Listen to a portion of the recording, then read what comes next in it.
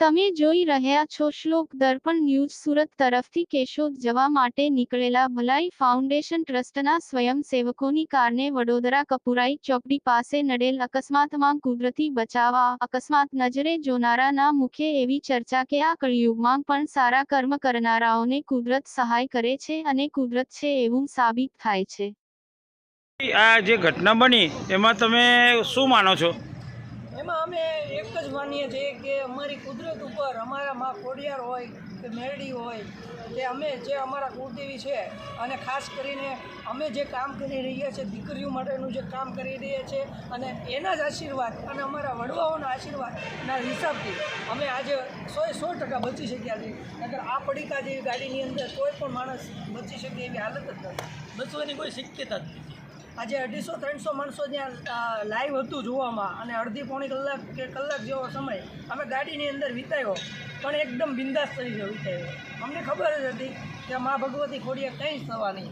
એટલે તમે માનો છો કુદરત છે? 100% કુદરત છે અને એક લોહીનું ટીપું પણ કોઈને પણ આમાં જો એક પણ જરીકે એક ટીપું નથી પડ્યું એટલે આનાથી વિશે શું હોઈ શકે? કયો તમે ક્યાંથી આવ્યા હતા અને ક્યાં જતા હતા?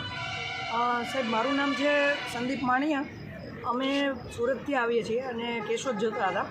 અમારું ભલાઈ ફાઉન્ડેશન ટ્રસ્ટ છે અને સાથે સાથે અમારું કહીએ કે આ આપણે વડોદરા જે કપુરાઈ ચોકડી છે એનાથી થોડુંક નજદીકમાં પુલ ક્રોસ થતાં અમારું ત્યાં એક્સિડન્ટ થયું। એક્સિડન્ટ થવાનું કારણ એવું હતું કે સાઈડમાં જે ગાડી ચાલી રહી હતી, હવે એને ક્રોસિંગ કરવા માટે એ ગાડીએ થોડીક સ્લો કરી એટલે અમે સ્લો કરી એટલે બંને ગાડી બચી તો ગઈ, પણ અમારી પાછળ જે ગાડી આવતી હતી ટ્રક એને બેલેન્સિંગ ન રહ્યું, એને ઇમિડિયેટલી અર્જન્ટલી બ્રેક મારવામાં આવી તો એનાથી જે સાઈડની અંદર જે ચાલતું હતું આપણે શું કહેવાય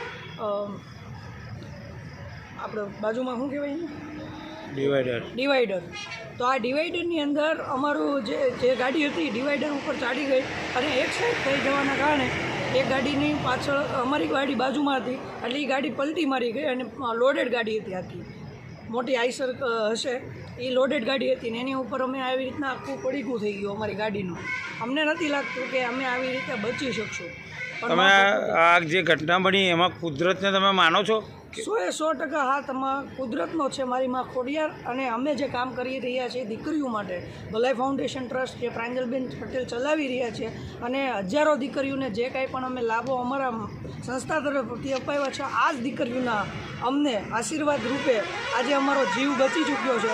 અહીંયા દેખાડનાર જે પબ્લિક હતી લગભગ 250થી 300 પબ્લિક હતી અને આ 300 પબ્લિકનું એક જ હતું કે આમાંથી કોઈ માણસ જીવતો ના હોય, પણ અમને ખરો જ નથી આવી। આમાં જે આવ્યું છે આ એટલું અમતું જરીક અમતું ટચઅપ આવ્યું છે, આમાંથી લગભગ કોઈને અમારે કોઈ પણ કાંઈ ઈજા નથી થઈ, કોઈ તકલીફ નથી આવી। ગાડીમાં તમે કેટલા જણા હતા? અમે ગાડીમાં સાહેબ 4 જણા હતા।